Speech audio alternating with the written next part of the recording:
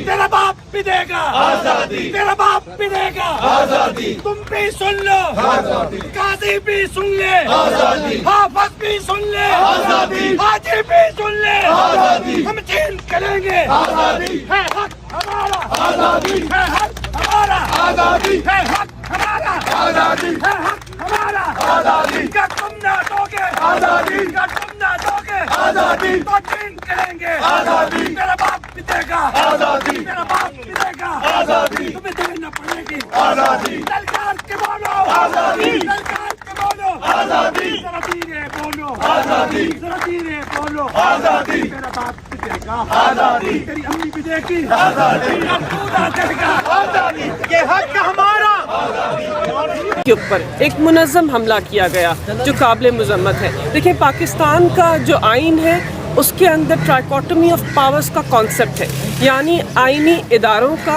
अदलिया का, पार्लिमान का, मुकन्ना का जो दायरा इख्तियार और हदूद व क़यूद है वो तय है। कोई भी इदारा किसी दूसरे इदारे के ऊपर हावी नहीं हो सकता। और पाकिस्तान की आला अदालत जो इंसाफ का मरकज़ है, पाकिस्तान की आवाम की बुनियादी इंसानी हकूक़ का मुहाफ़िज़ है, उसको पाकिस्तान के आइन के अंदर आज़ादी दी गई है। आर्टिकल 191 कहता है कि पाकिस्तान की आला अदालत के जो कवायद और ज़वाबित हैं वो आला अदालत ही तय करेंगे कि उन्होंने किस रूल्स के मुताबिक अपने अमल को आगे बढ़ाना है। तो कल आइनी शिक की मौजूदगी में एक बिल के ज़रिए पाकिस्तान के पार्लिमान के हदूद व क़यूद को, उनके पावर्स को, उनके रूल्स को अमेंड करना है, वो काबिल मज़म्मत है और गैर आइनी है। और पाकिस्तान की आला अदालत के चीफ जस्टिस को इस किस्म के गैर आइनी कानून जो है उसको मावरा आइन डिक्लेयर करके उसे कलअदम करार देना चाहिए।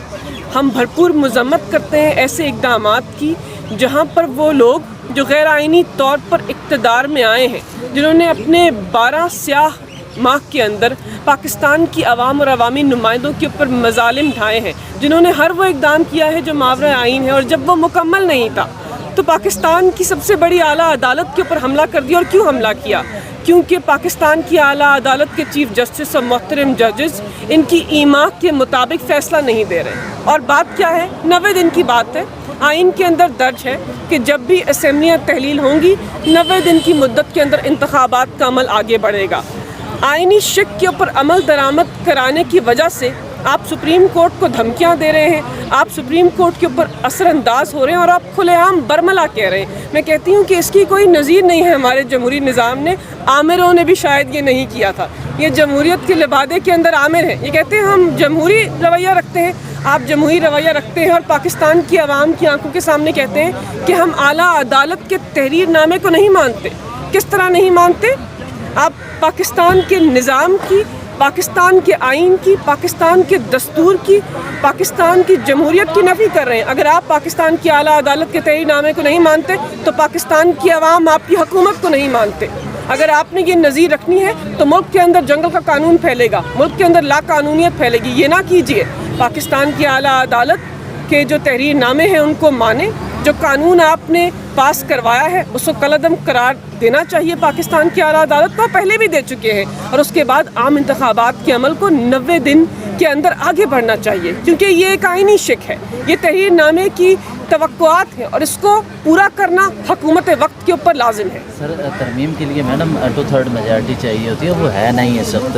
लेकिन दूसरी तरफ उन्होंने कहा है कि जहाँ तक आपने बात की कि आइन के अंदर तरमीम के लिए 2/3 अक्सरियत चाहिए, आपकी बात से मुकम्मल इत्तफाक करती हूँ। बिल्कुल आइनी तरमीम के लिए 2/3 अक्सरियत चाहिए।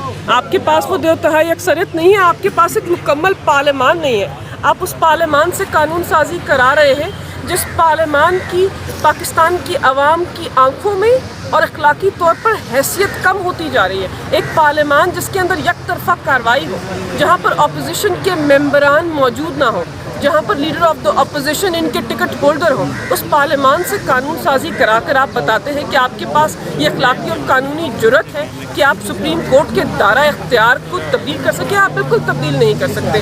جہاں تک بات کی آپ نے الیکشن ایکسپینسز کی، دیکھیں اس کے اوپر حماد اظہر کل ایک تفصیلی پریس کانفرنس کر چکے ہیں کہ جو انہوں نے اب نئی نظیر رکھنا شروع کر دی ہے کہ پارلیمان کو مد مقابل کر دیا ہے پاکستان کی عدلیہ کے، یعنی آپ نے اداروں کے اندر تصادم جو ہے اس کو آپ آگے بڑھا رہے ہیں۔ کیا ضرورت تھی الیکشن ایکسپینسز کا جو فنڈ ہے، ایکسپینڈیچر ہے، اس کو پارلیمان سے پاس کروانے کی؟ یہ تو التوا کی کوشش کر رہے ہیں۔ الیکشن ایکسپینسز کا جو ایکسپینڈیچر ہوتا ہے وہ چارج ایکسپینڈیچر ہوتا ہے۔ آرٹیکل 84 کے اندر واضح طور پر وہ درج ہے کہ کس طرح اس کو آپ پارلیمان کے اندر پیش نہیں کرتے، اس کی منظوری کابینہ دیتی ہے۔